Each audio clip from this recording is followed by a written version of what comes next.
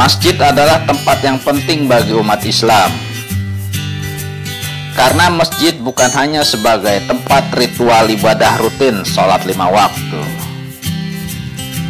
sebagai pengejauhantahan hubungan interaksi antara manusia dan Tuhannya, atau biasa disebut juga hablum minallah, tetapi juga masjid sebagai tempat interaksi manusia dengan manusia, atau hablum minannas dalam berbagai aspek. Sebagai contoh, ketika Rasulullah pertama kali tiba di kota Madinah, maka pertama kali yang beliau dirikan adalah masjid, yaitu Masjid Nabawi. Assalamualaikum warahmatullahi wabarakatuh. Salam jumpa kembali di Edi Sam Channel. Pada edisi kali ini adalah edisi wisata rohani atau wisata spiritual, wisata religi. Kita akan mengunjungi Masjid Atin yang berada di sekitaran Taman Mini Indonesia. Kita akan saksikan kemegahan dari Masjid Atin ini. Mari saksikan video saya ini. Dan jangan lupa untuk subscribe, like, dan komen untuk pengembangan dari channel ini. Terima kasih. Assalamualaikum warahmatullahi wabarakatuh.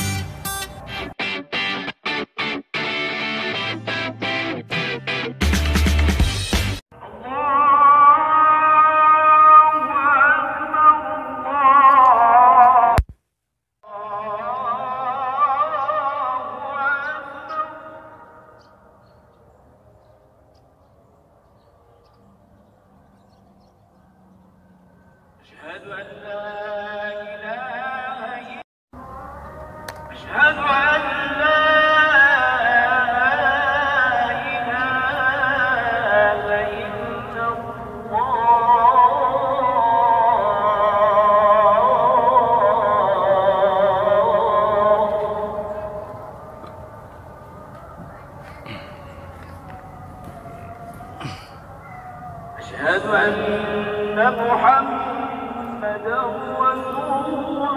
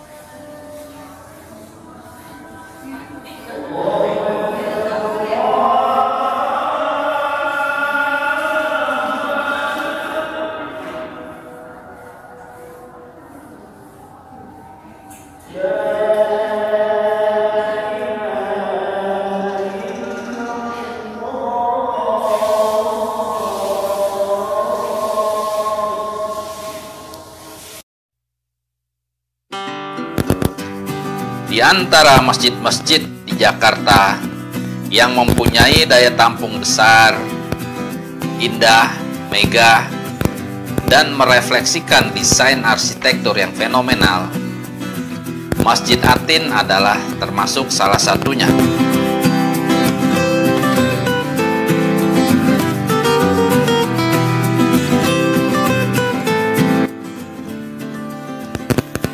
Masjid ini berlokasi masih di seputaran kawasan komplek Taman Mini Indonesia Indah, meskipun tidak di dalam area rekreasinya.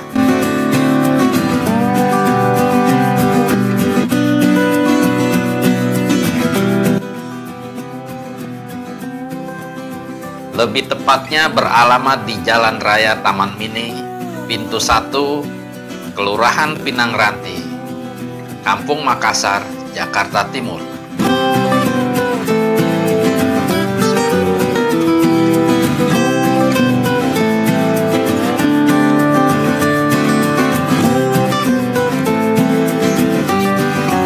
Jika sobat-sobat semua ingin berkunjung ke Masjid Atin ini, bisa menggunakan busway dengan jurusan Terminal Pinang Ranti ataupun jurusan Taman Mini Square. Dan jika menggunakan mobil pribadi, Anda bisa melalui Jalan Tol Jagorawi, lalu keluar di pintu tol Taman Mini. Bisa juga dari arah Kampung Rambutan.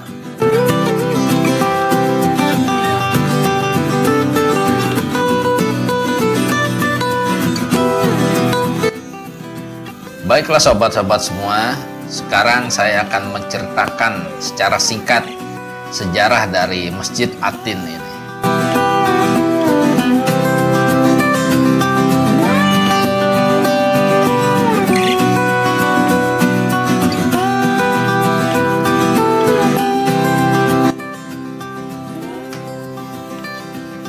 Masjid Atin mulai dibangun pada bulan April tahun 1997 dan selesai serta dibuka untuk umum pada tanggal 26 November 1999. Adapun nama Atin diambil dari surah Atin yang berada di dalam Al-Quran, yang berarti buah yang manis, lezat, dan penuh manfaat, baik sesudah matang maupun sebelumnya. Adapun nama Masjid Atin ini juga diambil dari nama Ibu Negara Republik Indonesia, yaitu almarhumah Ibu Tien Soeharto, istri dari almarhum Presiden Soeharto, yang juga mempunyai yayasan Taman Mini ini.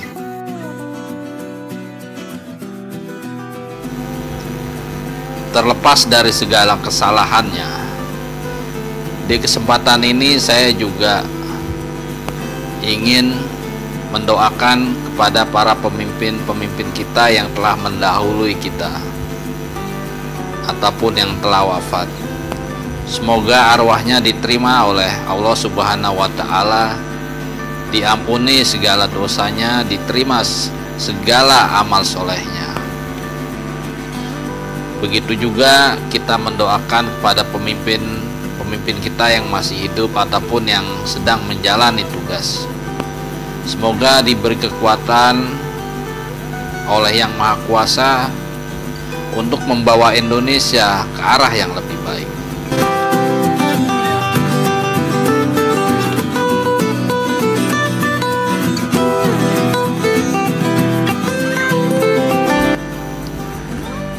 Baiklah sobat-sobat semua, kita kembali ke video saya ini untuk mereview berbagai aspek dari Masjid Atin ini.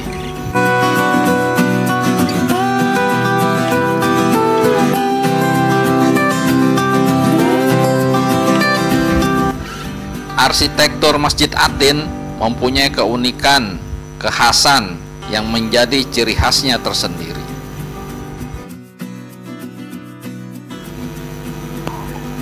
Baik dari segi arsitektur bangunan, hiasan ornamen, maupun desain di dalam dan di luar ruangan. Adapun arsitek masjid ini adalah Fauzan Nu'man dan Ahmad Nu'man. Fauzan Nu'man merupakan anak dari Ahmad Nu'man.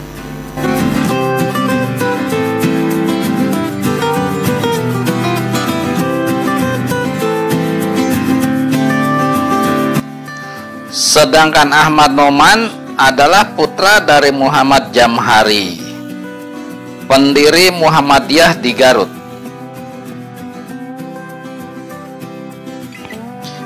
Insinyur Haji Ahmad Nu'man lahir di Garut pada tanggal 10 Oktober 1926, meninggal di Bandung pada tanggal 4 April 2016 pada usia 89 tahun.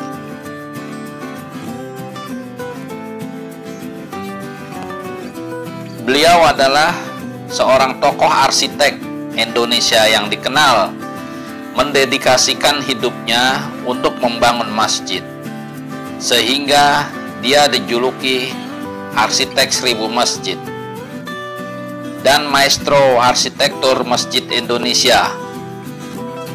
Ciri khas dari karyanya adalah bentuk masjid yang tidak memiliki kubah, meskipun banyak juga karya beliau dengan masjid yang berkubah.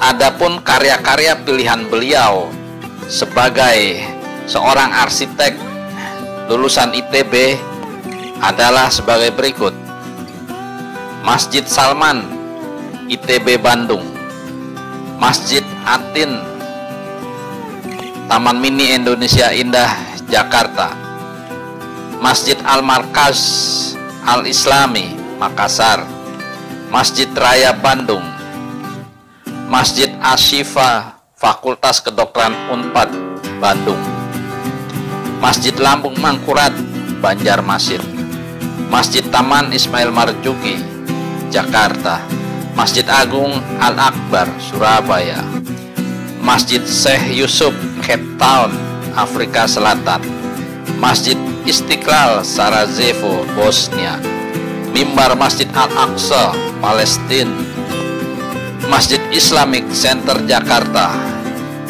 dan lain sebagainya.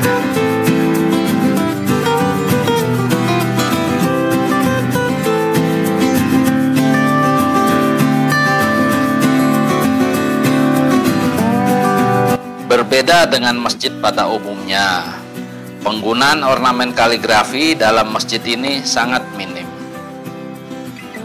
Ornamen kaligrafi hanya tampak pada dinding bagian atas dari masjid ini, lalu di sepanjang lingkaran kubah, dan di sepanjang dinding pada lekukan anak panah di area mihrab dan mimbar.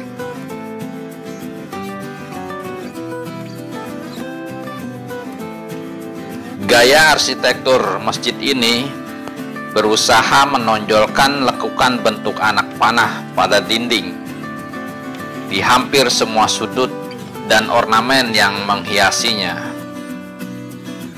Lekukan anak panah ini terlihat secara jelas pada bagian muka masjid dari arah pintu masuk. Dengan begitu, jamaah yang berkunjung ke masjid ini akan dapat melihat dengan leluasa lekukan-lekukan panah yang ditampilkan sebelum memasuki ruang dalam masjid.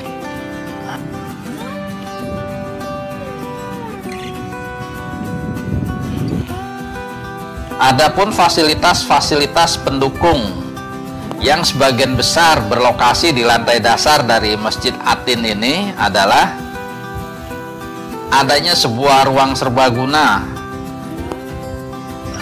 yang berskala besar dan biasanya digunakan sebagai tempat resepsi pernikahan. Juga adanya ruangan-ruangan yang lebih kecil ukurannya, sering digunakan sebagai tempat kegiatan diskusi, tema khutbah Jumat, kuliah duha Ahad,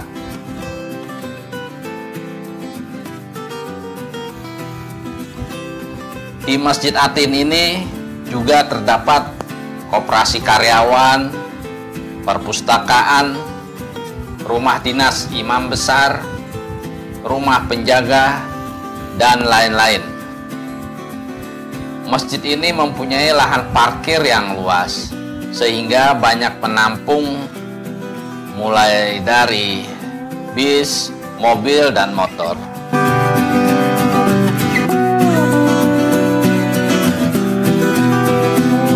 Taman yang luas, indah, serta ditumbuhi rumput yang hijau, juga bagian yang tidak terpisahkan dari Masjid Agung Atin ini, di mana di tengahnya terdapat beberapa kolam air mancur yang tinggi, dengan beberapa keran di bawahnya.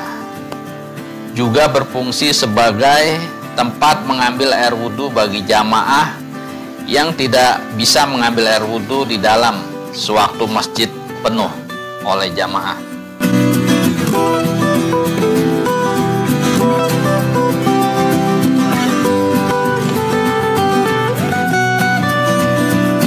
Ini adalah salah satu koridor dari beberapa koridor yang ada.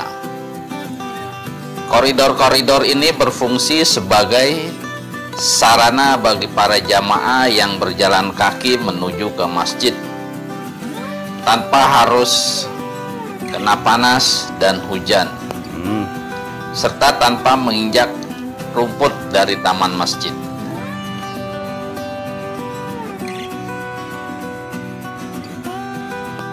Sedangkan di taman itu sendiri terdapat jalan setapak yang berbentuk kotak-kotak dan dapat digunakan bagi pejalan kaki.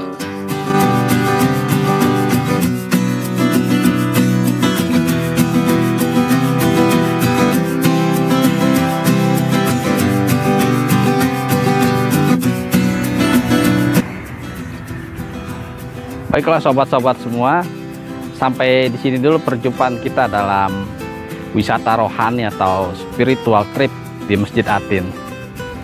Semoga ada manfaat yang dapat kita petik dari video saya ini. Setidaknya kita mengetahui masjid-masjid besar yang ada di Jakarta. Terima kasih. Wassalamualaikum warahmatullahi wabarakatuh.